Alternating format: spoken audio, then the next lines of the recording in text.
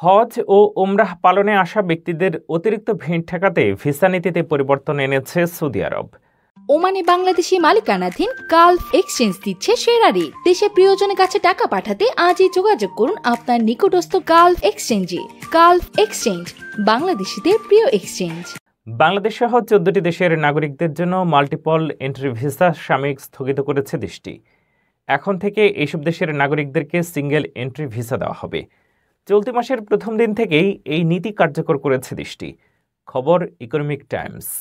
তালিকায় থাকা দেশগুলো হল বাংলাদেশ, পাকিস্তান, ভারত, মিশর, Algeria, Ethiopia, Indonesia, Iraq, Jordan, Morocco, Nigeria, Pakistan, Sudan, Tunisia এবং ইয়েমেন। প্রতিবেদনে বলা হয়, এখন থেকে দেশটি পর্যটন, ব্যবসা এবং পারিবারিক সফরের জন্য সিঙ্গেল এন্ট্রি ভিসা ইস্যু করবে। এক্ষেত্রে সর্বোচ্চ 30 দিনের জন্য ভিসা দেওয়া হবে। তবে হজ, ওমরাহ, কূটনৈতিক এবং রেসিডেন্সি ভিসার নিয়ম অপরিবর্তিত রয়েছে। এছাড়া গত 1 বছরে দেওয়া মাল্টিপল এন্ট্রি ভিসাও অনির্দিষ্টকালের জন্য স্থগিত রয়েছে। কর্তৃপক্ষ জানায়, কিছু ভ্রমণকারী দীর্ঘমেয়াদী ভিসায় প্রবেশ করে অনুমতি না নিয়েই হজ করছেন। আবার কেউ কেউ অবৈধভাবে থেকে গেছেন। অনুমতি না নিয়ে হজ করতে আসা ব্যক্তিদের চাপে তীব্র ভিড়ের সৃষ্টি হয়। ফলে এই সিদ্ধান্ত নেওয়া হয়েছে।